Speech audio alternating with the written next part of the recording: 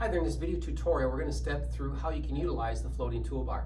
The floating toolbar can be accessed within a lot of the different applications used. So whether you're in your whiteboard, your internal browser, or viewing content on your computer, you can always gain access to the floating toolbar to move back and forth between a lot of your frequently used applications.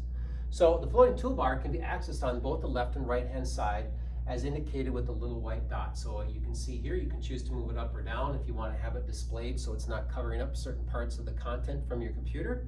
And so to go ahead and turn that on, again, I'm just going to go ahead and select it here, and we're going to step through a lot of the different applications that you can use with your floating toolbar.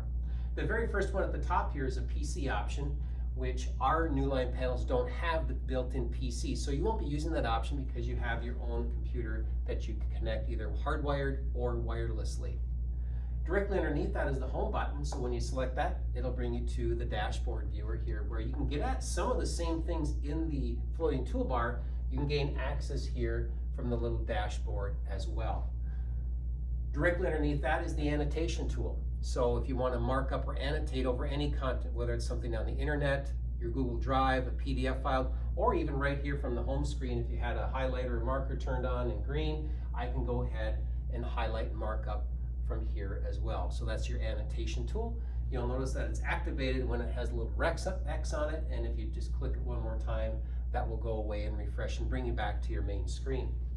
Underneath the annotation tool is a little sort of the monitor here with the little legs underneath it. That is your whiteboard. Now you can access the whiteboard from the floating toolbar or from your home screen. You'll notice there's an option as well. So when I select it from here, this will give me the option to use all the functionality in the whiteboard. And if I want to go back to my home screen, again, I can click the little home screen button here, but within the whiteboard, down in the bottom left corner, you can also return there. And so they've designed this so there's a couple of different ways that you can go back and forth. Not there's really one right or wrong way, but you'll develop some of your own preferences over time. Again, we have our little home screen here where you can minimize, select that again, and it'll go ahead and open up those different options. Underneath that, we have the little squares or the waffle, which will show you a lot of the different apps. So the Newline panel has apps that we can install and put on your panel. We'll get into those more in a future video, but some of the basics you have a clock, which is a stopwatch, timer, and alarm. So if those are some of the things that you want to explore a little bit, certainly feel free to dig into that. But if I want to get back to my home screen again, I can just click home and I'm back here again. So those apps are things that we'll learn more about as we continue to grow with our Newline panel. Underneath the little waffle there, we have a little source input, which is a box with an arrow in it. This just shows us a lot of the different inputs that the Newline panel has and what is currently connected. So right now, the USB-C is connected to my computer, and so I can go ahead and select that option and it'll change the source and show what's on my computer. You can also access that menu from your home screen as well.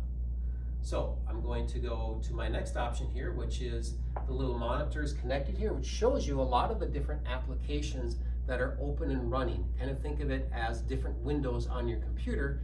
The Newline panel has different windows that could be open and running at the same time. So here we can see, again, I have the clock that's open, my whiteboard, my internet browser, and some different settings that I have open. So if I want to go back to a different application, so if I want to go to my whiteboard, I can just tap that option and it'll go to my whiteboard.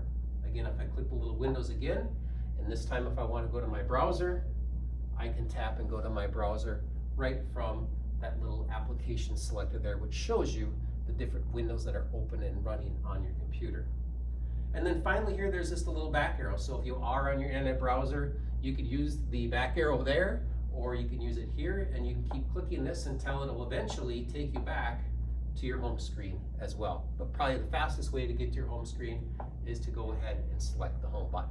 So there you have it, a brief overview of the floating toolbar options.